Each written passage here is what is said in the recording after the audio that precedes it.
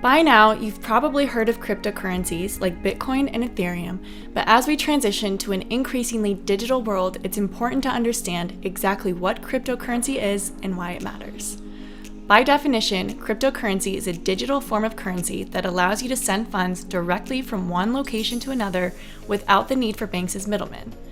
This means not only can you move money instantly, peer-to-peer, anywhere in the world, but it also creates a global payment system that includes people without access to banks, which is approximately 45% of the world population. So why does cryptocurrency matter?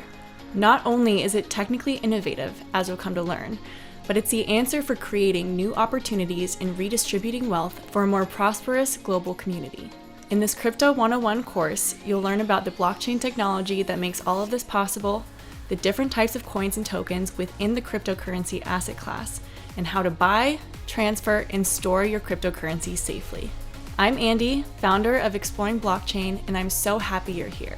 I'll see you in the next lesson, and don't forget to hit subscribe.